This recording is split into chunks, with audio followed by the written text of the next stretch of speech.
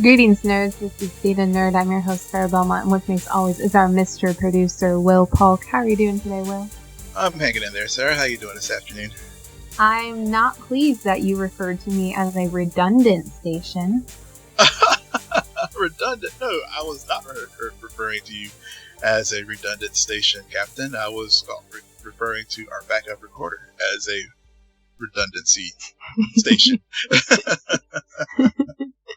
I'm just a little sensitive. I thought it was clever to repeat everything you were saying in a very electronic echo Alexa voice thing.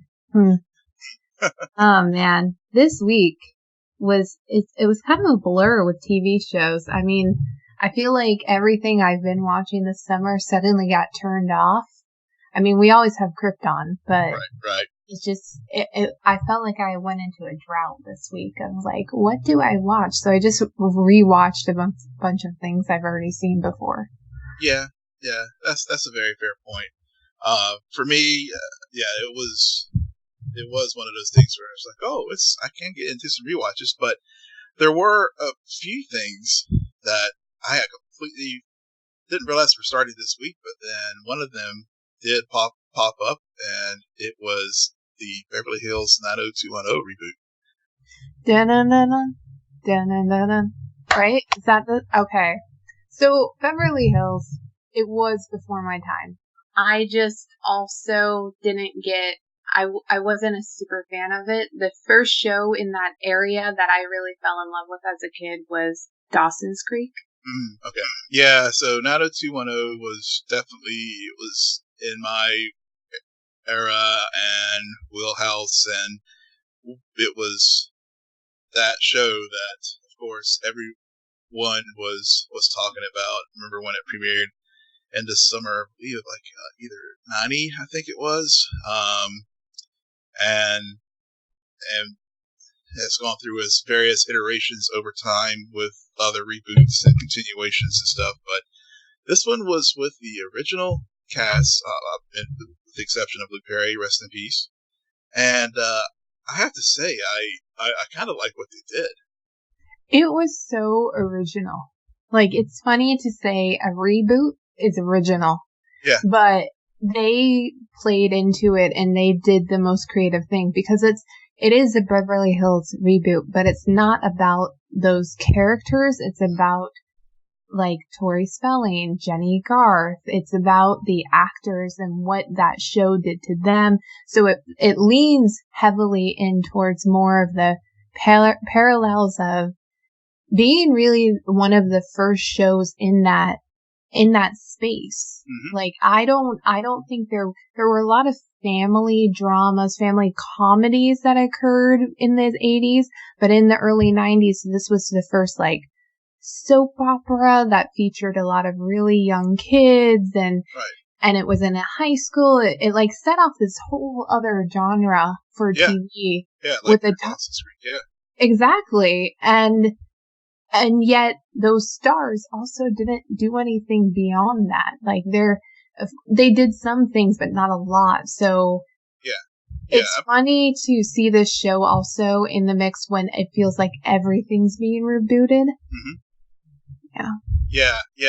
It's a very meta show, which I think I saw a lot of mixed reaction on the internet. Some people, like me, really dug it. There are a lot of folks who were expecting to see all the characters from that time period. Fast forward to present day and seeing what's going on in the life of Kelly Taylor and Donna Miller and Brandon Walsh, but it was so meta because it was very smart how they did it. So even it was the actors in their name taking some of their own things that happened to them because of the show and twisted into the character of a Jason Priestley, and then coming together, which we see all the time with these reunion and reboot shows at a convention about the show. Mm-hmm. So it was just very smart because, for example, with Tori Spelling, she's been doing a reality show with her actual husband, Dean McDermott. But But here in the show, it was like, she had 6 kids instead of 5, and the issues with that, and they play on that, and Jenny Garth and her multiple marriages as far as in real life, but then they have Jenny Garth, the character, about the character Kelly Taylor, dealing with the same kind of issues, and spoiler alert, getting news through from TMZ, like in the middle of the reunion, that her husband's filed for divorce. So it was like so meta. It was just so original, like you said, in a way that a reboot was done versus some of the other things that we've seen like recently as far as reboots, where it truly is straight reboot or a continuation of the previous show. And as I said, I really enjoyed it. I think with the TV drought that we've had, I probably will stick around for the next 5 weeks and watch this. And I think folks should definitely give it a chance, because the way they ended this first episode, you have Tori Spelling and Jenny Garth basically coming up with the idea, and they do it very, very touching way of honoring Luke Perry. This scene where he and this character, Dylan Walsh and Brandon Walsh, stop and they overlook, and it's like, look, here's welcome to paradise, and they stop there with Luke, and nice little tribute to him, and then they get the idea of like in that sequence they get the idea of doing a reboot of their show, so as a way to help Tori Spelling get out of debt. So, I think all of them need it. It's not just about Tori. It's about all of those characters need something to hold back onto. I mean, this is really just a midlife crisis. It is. Yeah. And that's what's so brilliant, beyond everything that you said. I really like what they're doing with Brian Austin Green. And the whole twist that he's married to a famous singer when we all know he's actually married to Megan Fox in real life. And I don't think that they have all girls. I think it's the exact opposite, where they have all boys, but I could be mistaken. And it's really, I like it. I couldn't help but think to myself, and I'm sure a lot of viewers, is what would have happened if Luke Perry was still around, especially considering his ties to Riverdale, and how he could do both of his shooting and everything, and just where he would fit, because they're going very much Brendan and Kelly, Jeannie and Jason on this show, and this kind of like dynamic. So I'm glad you told me that I should check it out, and I did. It was funny. I watched an episode of Faust and Verdon on Hulu, and then I saw this pop up, and I'm like, okay, because damn, that show is dramatic and dark and has very musical, very realistic. So this was just like a good counterbalance of like light, fluffy summer fun. Yeah. Well, I'm glad you did, because I know at first you were like, not sure, but I was like, when you DM me and said that you were watching it, I'm glad you did, because I was really hoping. I know we were going to talk about it some of today, but I'm glad you were able to put your perspective on it as well. It reminded me of a trailer I saw just on Friday for Honey Boy. It's the new Shia LaBeouf movie, and he actually wrote the screenplay for it, and it's about his childhood. And so in the sense that it's not nonfiction, it's a heightened version of his childhood, where in the movie he's actually going to be playing his father. And then you have, of course, Lucas freaking Hedges, who has to be in every single one of these movies. I'm getting so tired of that kid. Typecast much? Like, between him and Timothée Chalamet, I don't know. Like, they keep, like, oh, you do a movie, I do a movie. It's like there's only 2 actors around in that age bracket or something. It's bizarre to me. He's in everything. Yeah, and it's a very good trailer. Yeah. I don't know what it'll be like watching the movie. Yeah, it was definitely a good trailer. It really was one of those trailers, and I'm glad you shared it with me, because I saw it, but it really didn't register with me. it was just okay. I see the scene of like a guy get pulled back and on a movie set, and this I guess it was like okay, this doesn't really grab me. Other than it's like, oh, that's kind of visually interesting, but but beyond that, I didn't even watch the trailer all the way through, other than that first moment as I would see it sort of come up on a loop on Twitter, and so I was like, okay. So when you told me about it, I did look into it. I did watch the full trailer and found out a little bit more about it, especially given that it's a semi-biopic of his story. And I guess he did it when he was in one of his stints and wrote the script in rehab. Yeah. So yeah. Don't, again, like you said, not sure if it's going to be a good movie or not, but it definitely again the trailer definitely like colors got me intrigued. Yeah, there's something about that last line. I think with the kid version who's talking to the dad and is like, I don't know if you would be around if I were to pay you. And you see this dynamic all the time, especially with child stars, like, or we don't see it, but we always figure it's there, where it gets very blurry when you mix family with business like that. And this guy, he had his own dreams for stardom, and then he put all that pressure on his kid. And then, of course, the kid grows up in that area, or in that, like, place where all the fame and fortune of it all, but really no family, or family that you think is only there because you are famous. So what does that do to a person? So it's very interesting. For me personally, I'm just like, where's the Even Stevens references? Because I grew up with that show. Where is it? And so I'm gonna be mad because I don't think they're gonna go that far to really call it out. But I want to see some references because I remember that show very well. Yeah, you'll probably get some of those, but yeah, they probably won't be too much on the nose on it though. And then again, maybe they might. Who knows? It's just interesting how, like, with Beverly Hills, they're leaning more in like the comedic meta realm, while this it's in that same, it has that similar concept, but it's going the darker route, the more realistic version. So it's just, but yeah, we'll see what happens. We also found out that The Boys season 2 is in production. Well, duh.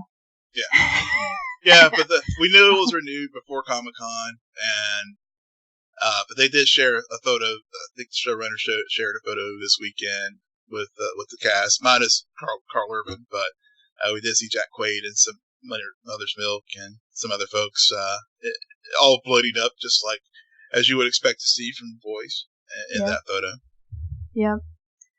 And then also on the headlines, we have the Hunt cancellation and Confederate cancellation due to Weiss and Benioff $200 million deal with Netflix. And Will's going to tell me what I just read and why I should care. Why you should care? Well, the Hunt cancellation is so this will give you, for folks who aren't familiar with this movie, it was a satire that is set in a place where liberals are basically hunting the deplorables for sport. And there was some promotional materials that were already starting to get pulled back with the stars like Betty Gilpin and Hilary Swank's in the movie, Justin Hartley's, other people as well. Calls the nature of the film and all the recent events that's happened in Dayton and El Paso and California and so many other places.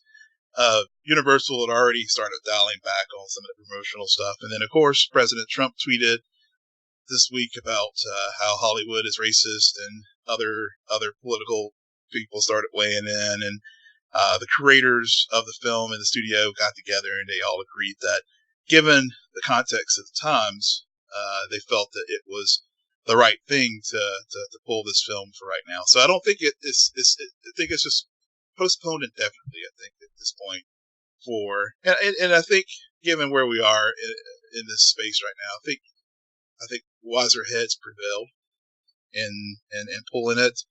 I think it's too soon after so many things has happened, and I think the environment is such that they felt they had to make this call. And it goes back to our conversation, I guess it's over a year ago or so now. A long time ago. About Confederate. And so the reason why this is noteworthy is the creators of Game of Thrones, Weiss and Benioff, were basically living off their reputation and were being pursued by all the major studios for their services. And Netflix ended up being the winner. But I didn't realize this, and I think a lot of folks probably didn't as well.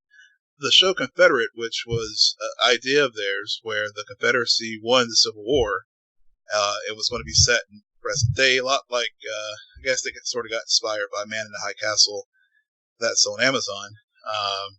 It's an alternate reality. And, of course, there was a very similar to The Hunt, but probably even more so. I mean, it's easy to say more so. When the idea of Confederate was teased out, it met with such resistance from pretty much significant everyone. Everyone thought this was a bad idea, and it seems that at the time they quietly put the project away. But I guess it seems that this project, even though it was quietly tucked away, it was still working its way towards some kind of production by HBO. So the reason why it's noteworthy is with the team from Game of Thrones going to Netflix, HBO officially canceled this project, and I think we all are for the better for it. Yeah. Well, yeah, I think we all just also assumed it was already canceled. Yeah, that too. But it's good to know. We haven't heard anything. I mean, they did prematurely put this idea out here when they're like, when everybody's watching and we're thinking to ourselves, you still have like a final season of Game of Thrones to do. So we'll focus on that, and maybe that's why some of the writing wasn't as on par, is because they were distracted. They also have, I don't know if you know about this, but they also have this small, low-budget franchise called Star Wars that they're making promises about too. So I think that these guys are, in a way, biting off more than they can chew. I mean, there are two of them, but still, like, the best projects, there's focus, there's attention to detail.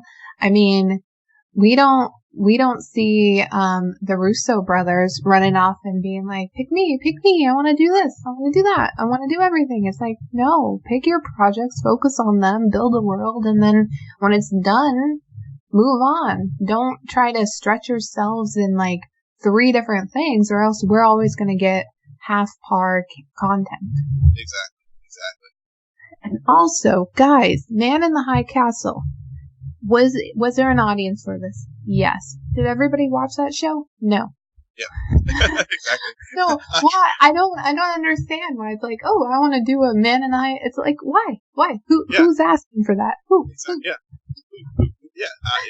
I mean, I'm all about creative freedom and taking chances and things, but there's also just understanding the times that you're in and being sensitive even if you're trying to do a satire to the world around you, and if it's, and you can do, if you're doing this to sort of hold a mirror on society and doing it, which satire is doing, but that's one thing. But if you're doing it for just shock value and just trying to chase a buck, then maybe it should go on the shelf. Yeah, I think it should. I think though that it's not just Man in the High Castle. I think they're also looking at a show like Handmaid's Tale, but even that gets its harsh criticism. And I did not watch the 2nd season. I've watched all of the 3rd season. It's a great show right now, but I also know that there's times when I'm like, this is the most self-indulgent show on TV. Yeah. Like, there are parts where they suddenly are like, we're going to have no words, no dialogue, no action, and we're just watching her look in the mirror at herself. And I'm like, skip. Like, who cares? Yeah. And, like, I remember seeing that a lot with Sam Esmail in season 2 of Mr. Robot. I'm just like, guys, like, I understand art, but still, pick up the pace. We got a plot to get through. We got some moving parts here. Yeah. Let's go. And so I also don't see that show on Netflix. I'll be honest. A show like that doesn't scream Netflix for me. No. Especially when Netflix, I mean, their bottom line is they're trying to get, and I shared an article this weekend on our socials about why some shows get canceled on Netflix, and it is the bottom line. They're trying to get subscribers, and that will run subscribers away faster than anything. Yeah, they do need some staple shows that, like, I remember listening to Collider, I think this week or last week, and Roxy Stryer on it said, I only have Hulu for one reason, and that's The Handmaid's Tale. And I'm right there with her. I only have it for two reasons. Because I also have a Showtime edition. So billions. Yeah. But, like, when you have an original show like that, where most of your subscribers, they only do it for that one show. Cobra Kai, I delete my YouTube Red account, and then I renew it whenever Cobra Kai comes back. Yep. Exactly. And so I'm sure Netflix is thinking to themselves, well, we don't have one show. We have a lot of different things, niche audience. We're spreading ourselves all over the place, but there isn't a sole reason why you need to have a Netflix account, which may become a problem in the near future with all of these other streaming services. That's true. All right. Okay, Will. Yeah. We have two shows to talk about. Yeah. Pennyworth and Krypton.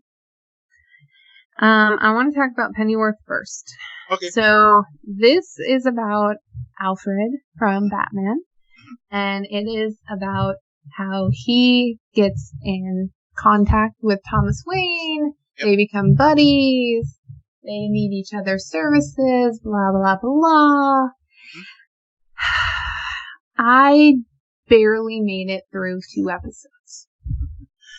Yeah. I made it to the first 3. I just, first of all, I think her name is Bette Sykes. Her accent drives me crazy. I can't understand about 40% of what she says. And because she's the main villain, it's really important that I understand what she says. Yeah. I will freely admit that I have turned on the closed captioning so I could understand some of the dialogue. So. Yeah. I was right there with you. Yeah. So Pennyworth. Whenever they first announced that they were doing this prequel for the Bat universe, we already had Gotham, and then we saw this concept of doing a show about Alfred before we got to know the Alfred that we have gotten to know, who has served in the service of Bruce Wayne. Mm-hmm. And we all were kind of like, why are you making this show? And it has, one, and two, is there audience for it? Mm-hmm. And so I was leery. I think you were as well. And then we got the trailer earlier this year, and the trailer I was like, oh, okay, I'm intrigued now. I think I'm gonna give this show give it a shot. Right. And then I watched it. And I think, well, let me just, where to begin? So, can I begin? Because I have some more pet peeves besides Bette Sykes' accent. Yeah.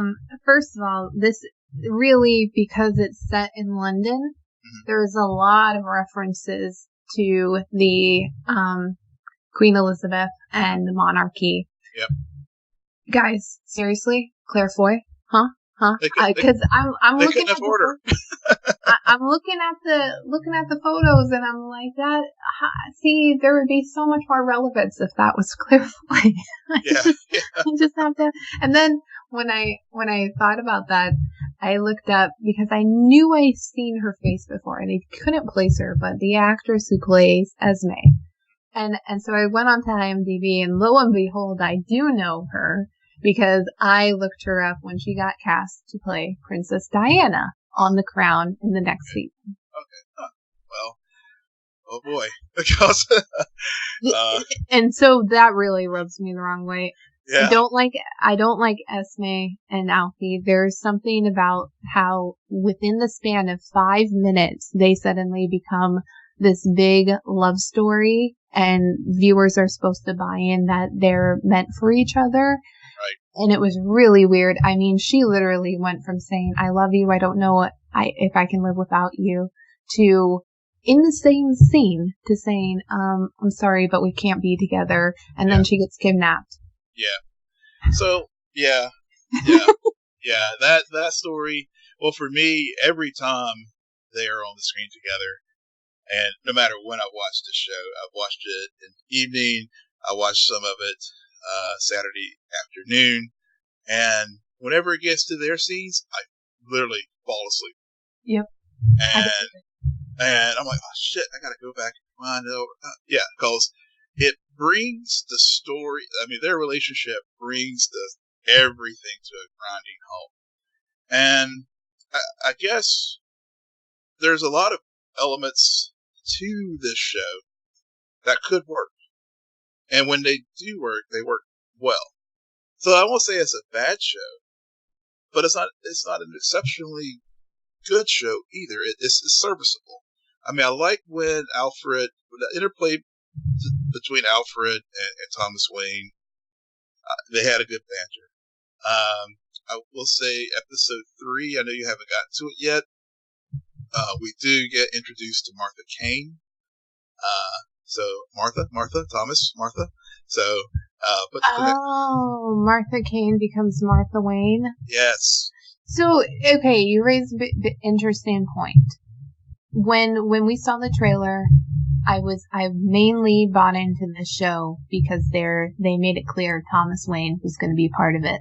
Second episode, didn't really see a lot of Thomas Wayne, and that's my draw. My draw isn't this freaking Raven Society crap underground of one. No. It's Thomas freaking Wayne and Alfred. Yep. Now, and Esme, not a part of that equation. No, Esme, they could. Yeah, they just need. And I hope if I do continue to watch this show, I do hope that relationship gets downplayed some, and at least in episode 3. I finally did make it through an episode where I didn't fall asleep because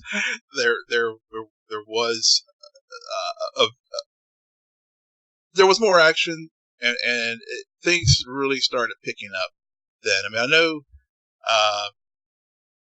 with new series you do have to have that 1 or 2 episodes to set things up, but the problem with this show is setting things up. The Raven Society and the No Name League and all that. I was trying to figure out who's the villain and how does Alfred fit into all of this and why, and how Thomas Wayne fits into all this. So you did get a little throwaway pieces of dialogue with the CIA, and obviously Thomas is an American, it's set in London, and we did see Alfred meet the Queen, and so it's there's pieces there, but it really wasn't until the 3rd episode I felt that things were starting to finally come together. Okay, you're selling me on the 3rd episode, which is good, because yesterday I was pretty much over this show. I'm like, nah. Yeah. No, thank you. Moving on. Yeah, I felt that way in episode 2 myself. I really did, and it just wasn't moving me, but it felt too much like Gotham. And Gotham, I've seen a few episodes. It was very like on, off, and by the end of it, I was completely off the show. I still watch fan vids because of the fangirl in me of certain characters and their relationships. I won't be watching any Alfie and Esme fan vids, that's for sure. But this whole Raven Society thing just reminds me so much of those characters and plot lines, and I'm like, that's not what the show should be about. I mean, when we talk about Krypton, it's not about the Krypton has done what Gotham tried to do, and considering it lasted for 5 seasons, it kind of did pull this off, where they were focusing on all of the villains, all of the rogue gallery that Batman has. Krypton does the same thing. We're seeing a lot of villains from Superman. Mm-hmm. Now with Pennyworth, I don't really think they can do that, considering how far back, which is ironic, considering it's, 200 years? Yeah. But it's a long time between Pennyworth and little Bruce Wayne. However, Thomas Wayne is the draw, because Thomas Wayne brings in the ties, and you can understand, like, why are the Waynes so important to Gotham? Like, where did that legacy come from? How did Alfred get involved in it? Where does his loyalty come from? I mean, also, this is all set in London right now. At what point does Alfred be like, no, I need to go with Thomas to Gotham City, the worst place on the planet? Right. Yeah. And America? America, yeah. And I think, and in the third episode, and I did start the fourth one, the third episode introduces Martha Kane, which gets us to the larger Bat universe, because if you recall, Cat Kane, as far as Batwoman, is Bruce Wayne's cousin. So, ooh, I see what you did there. So it does. You got to stick with it, because I have 2 pieces of advice for this show. One, it's a prequel, and you do kind of have to watch it without looking for all the bat signals and things. But 2, there are enough little nuggets, especially if you get past the second episode and get into the third, where the things start coming together. And it's still one of those shows that I'll probably watch. I'm still not 100% sold, but episode 3 did enough for me that it caught my attention well, and did enough to keep me around for episode 4. Okay. And really it was the introduction of really focusing on the introduction of Martha, more interaction with Alfred's 2 friends from the service. They had a pretty interesting little triangle going on with them, the story arc with them in this particular third episode, that I was like, okay, I'm starting to like this. And as far as Bet Sykes, and I mean, that's another place where things kind of come to a halt for me, but with all the intrigue and stuff, but with the Raven Society and all, but give it another try. Episode 3, see if it piques your interest enough to stick around. It did for me.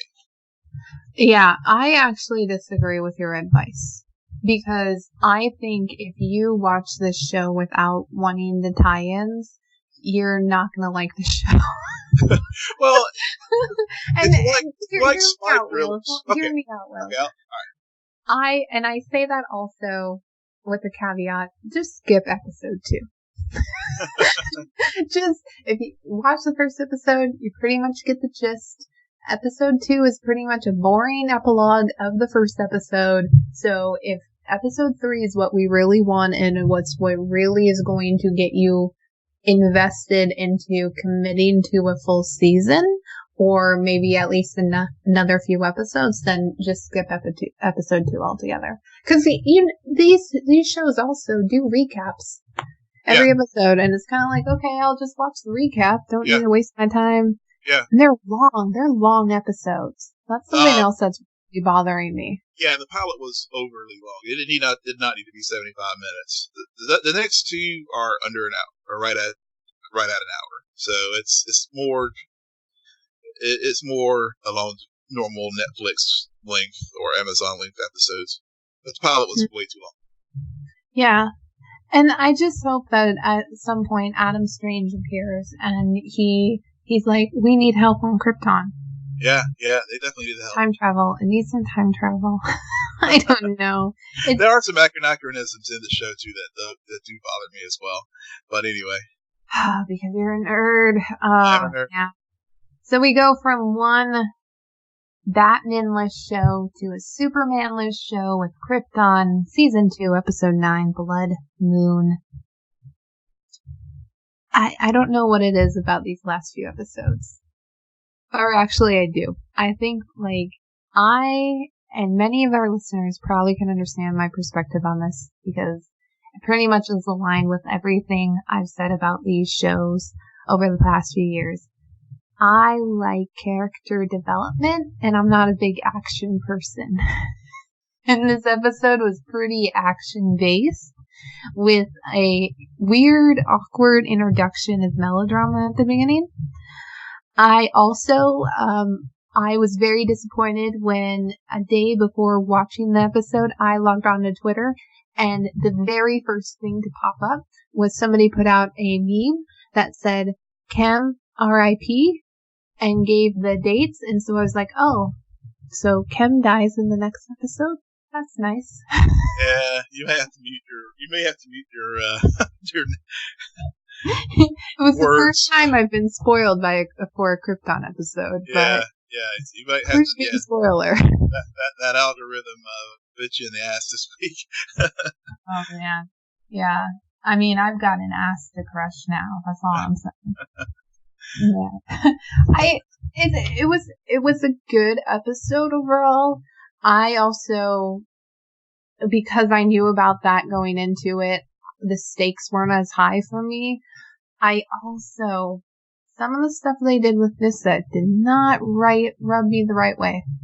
I have to say, I don't think that she earned the line, I'm scared because I think you're the love of my life.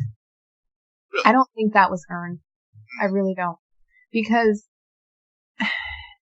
even though I ship them, I don't feel like it just felt too manipulated. It felt too much like a writer in the background pulling strings. Like, he just got reunited with Lyta, and she knows it. She's witnessed it. Their son is off with Brainiac, and she out of nowhere just pulls out that line. Like, it didn't feel earned or authentic. Like, I don't think and also she's a character who hides her emotions. Mm-hmm.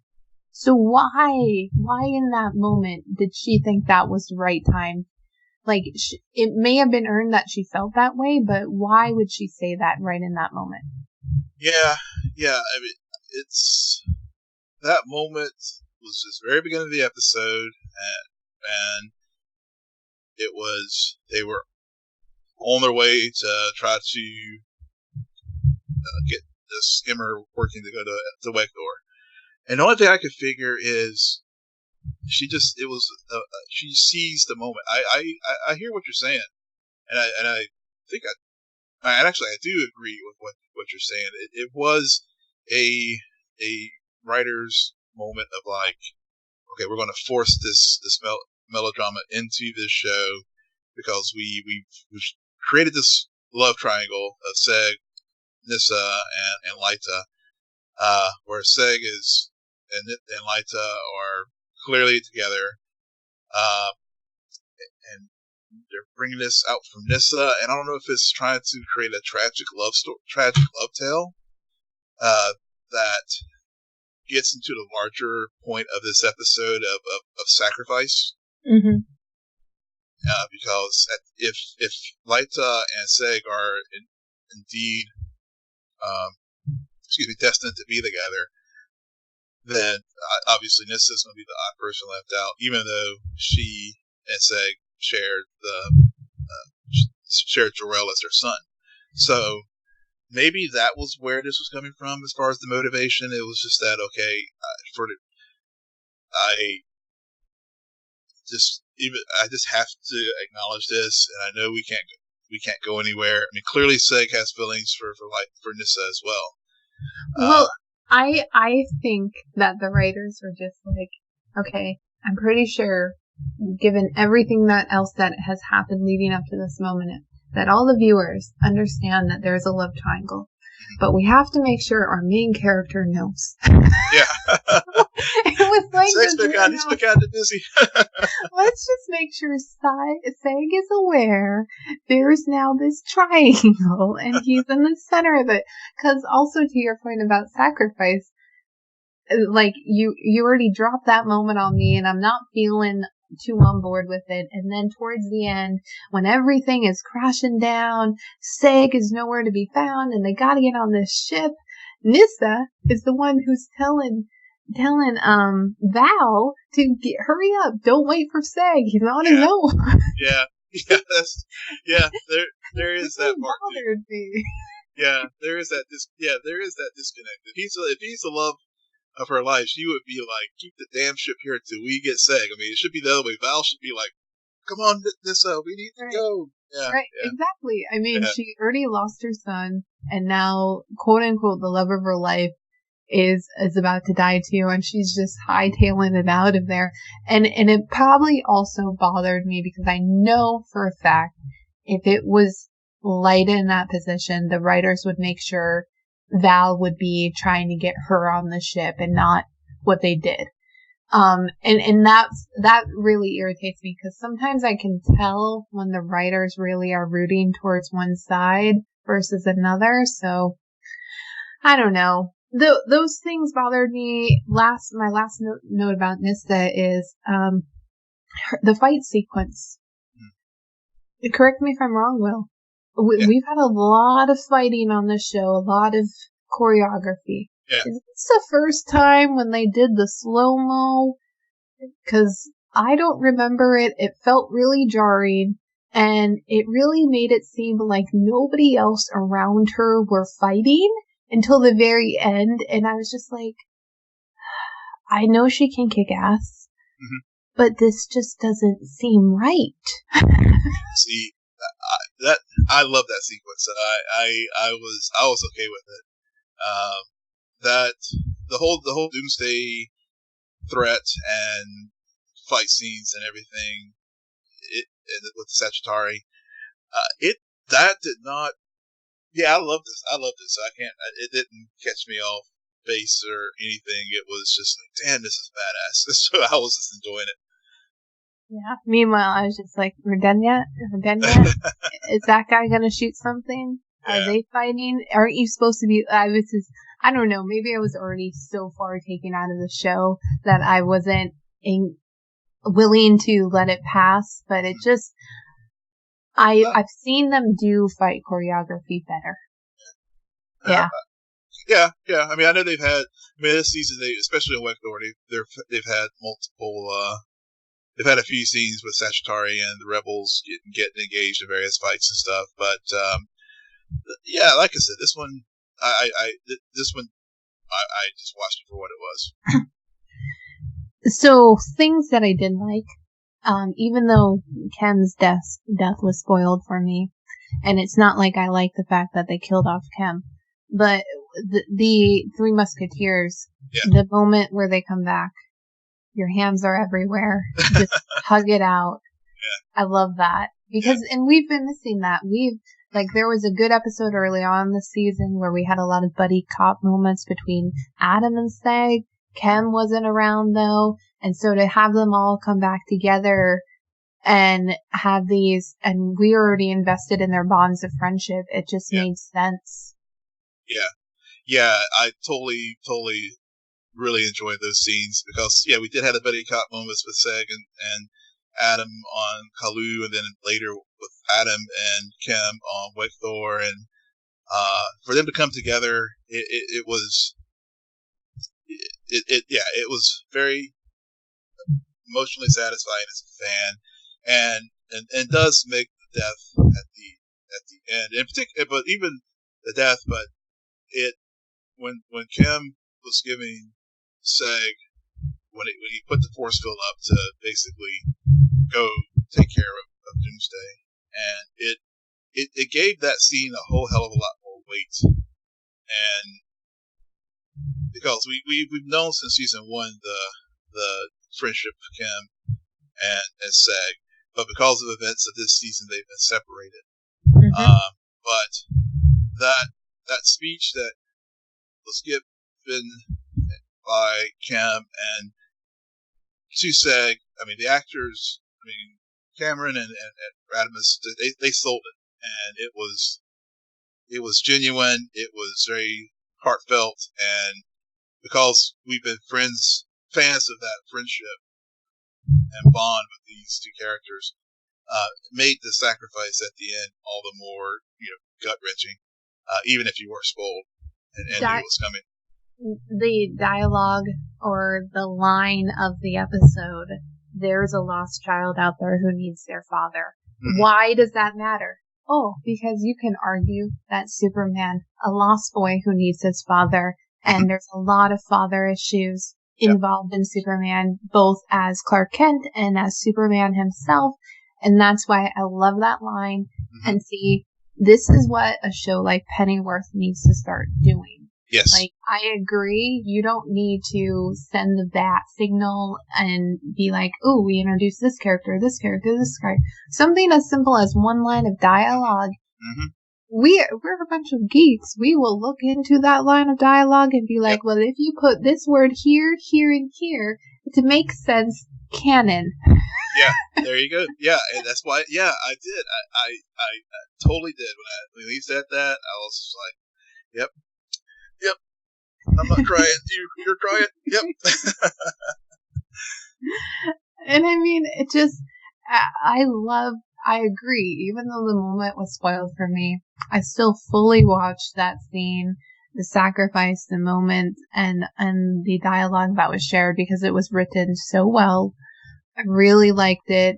The writers continued to do this thing where there was a cloaking device to hide a ship, and then they kind of used it in a way to build a wall in between Seg and Kim so that Seg couldn't also self-sacrifice himself. Yep. And it was good. And I don't know why. I guess I wasn't paying attention or something. For some reason, I did not expect them to blow up the entire moon. That was, yeah.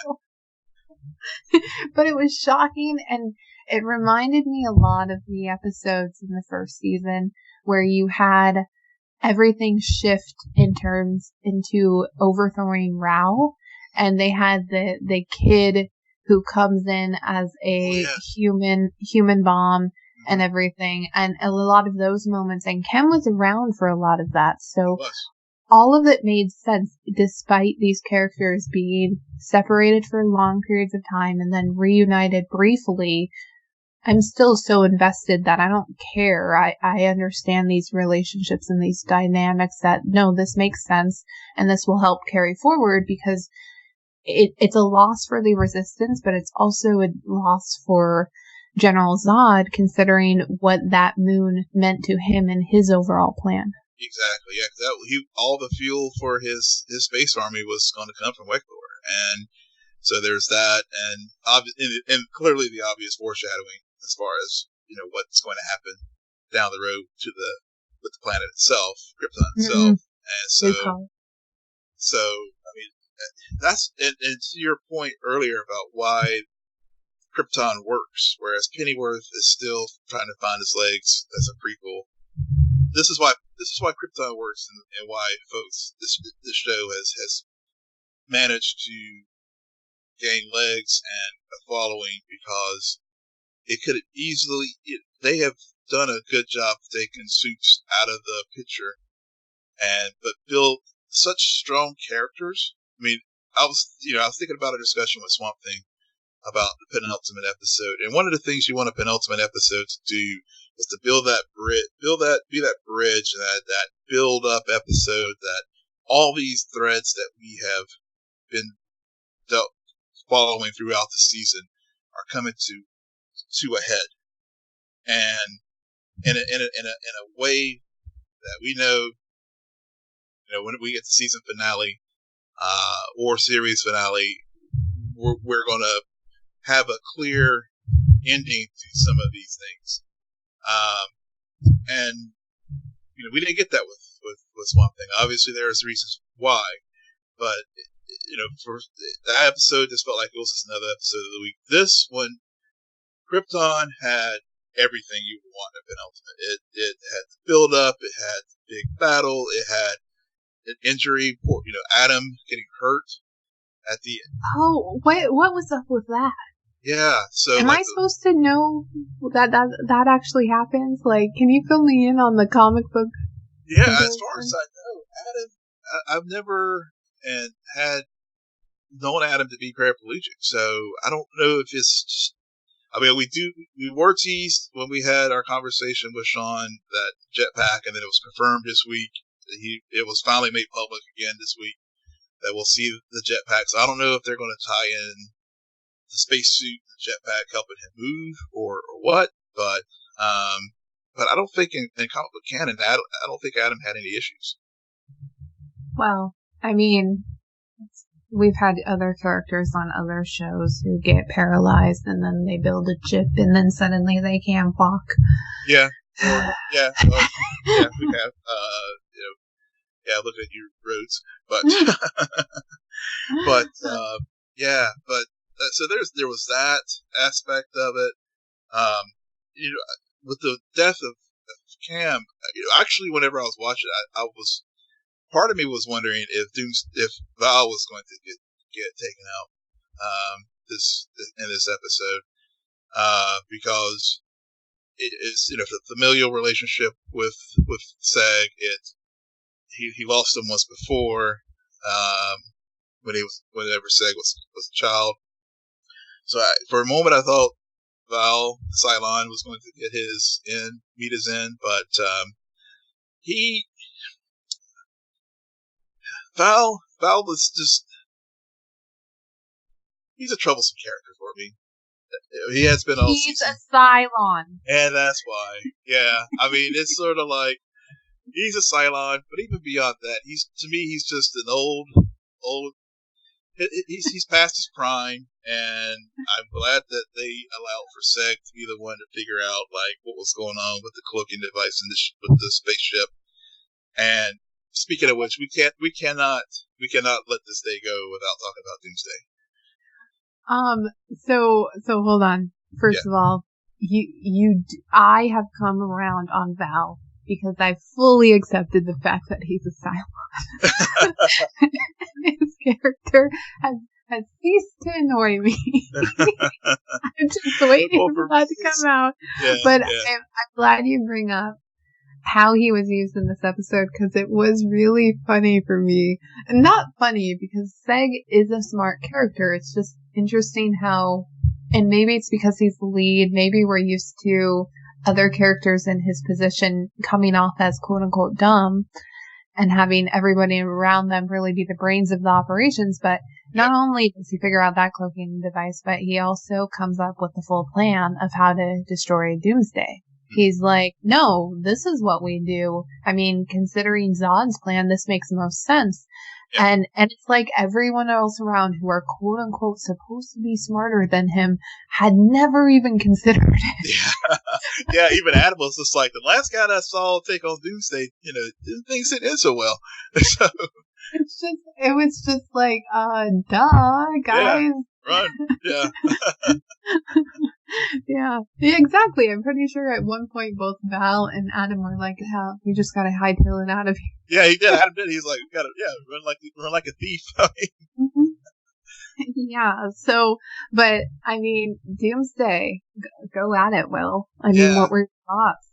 Well, for the Sci-Fi Channel TV budget, this Doomsday kicked freaking ass. I mean, we got an ass to crush. This was, again, to me, where how, as I said earlier, how Colin Salmon's portrayal of Zod has become definitive Zod for me. And I think the same with Doomsday, as far as live action. This one is clearly the definitive one for me. And it's how I like the way they conveyed the invincibility of the character, how they did a good job with just camera work and other things as far as just creating the sense of inevitability that the rebels were going to get wiped out by Doomsday. Yeah, so this allows us to come full circle with our discussion of both and our comparison between both Krypton and Pennyworth, because Pennyworth, a lot of blood, a lot of boobs too, you guys, if you're into that kind of thing. Krypton, all of the Doomsday stuff, very violent. People's heads were cut off.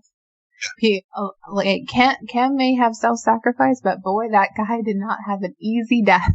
He did not. Very reminiscent, I shall say, of Arya. Not that Arya dies on Game of Thrones, but there's a scene in the last season that very reminiscent of how that whole thing plays out. I had no problem with it. I had no problem with the amount of gore, the amount of violence, or anything. I did have a problem with Pennyworth.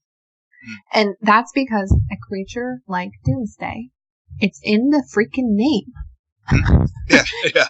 It's a monster. You are going, he's not the Beast from Beauty and the Beast, okay? No, this guy has been tortured. He's currently been manipulated by Zod.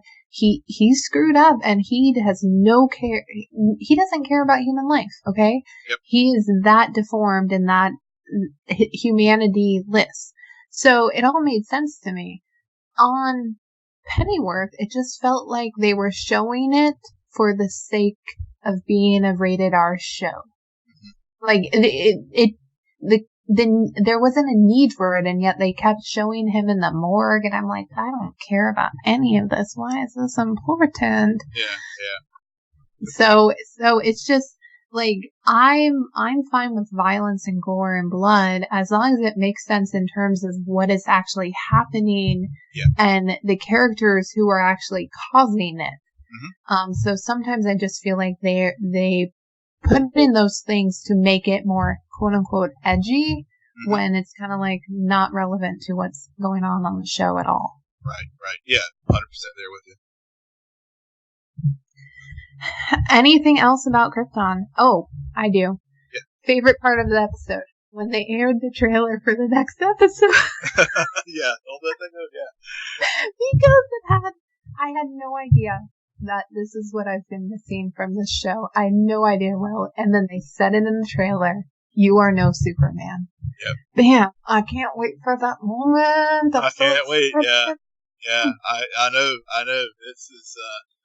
This is the payoff we've been looking forward to, and who better deliver it than Lobo? I thought Zod says it to him. Oh, that's right. Zod did say it too. I'm sorry. That's right. Yeah. Yeah. I mean, hey, I understand. Lobo can be distracting. Yeah, he is back too, which thankfully. So it's just, I will say, not watching the last episode, season 2 is better than season 1. I mean, you still need to watch season 1 to understand season 2 and to fully be engaged. But I do think it is overall a better season than the first. It is. Start to finish, it has been very complete. I think really have taken good care of strong character development this season, balanced with good action, and overall a solid story arc to build to season 3. So looking forward to the season finale next week, and kind of hate shit is ending because it'll be gone for another year. Yeah, but it does not overstay its welcome, and that's another reason why I love this show is that you get 10 episodes, start to finish, consistent, concise, has a full trajectory of what they're trying to pull off, and then they go away, and then they come back. And so, I mean, as long as they are coming back, there will be no problems. That's Sci-Fi Channel. Don't be stupid like you were with Deadly Class, and cancel a show. I mean, or any number of shows where they've had solid shows, and let them go prematurely. this show needs to stick around. It's really got its legs, and I can't. I mean, when folks are asking me for shows to check out, this is definitely one of the ones I tell them if they're in the genre shows, go check Krypton out. It's definitely. I'm glad that we have and have been able to recap it this summer because it's made the summer go by a lot faster as far as TV watching and having some good shows to watch during the hiatus. And I mean it's definitely one that they need to renew. So until next time, Will, why don't you tell our listeners where they can find you? Yes, hashtag Renew Krypton at Will M. Polk. That's WILLMPOLK. And you can find me at SJ Belmont, SJBELMONT. Please follow our crew on Twitter at CNN Nerd. Friend us on Facebook. Follow us on Instagram. But most importantly, rate, subscribe, and comment on iTunes, SoundCloud, YouTube, and Spotify. Good night, Geek Out. You're welcome.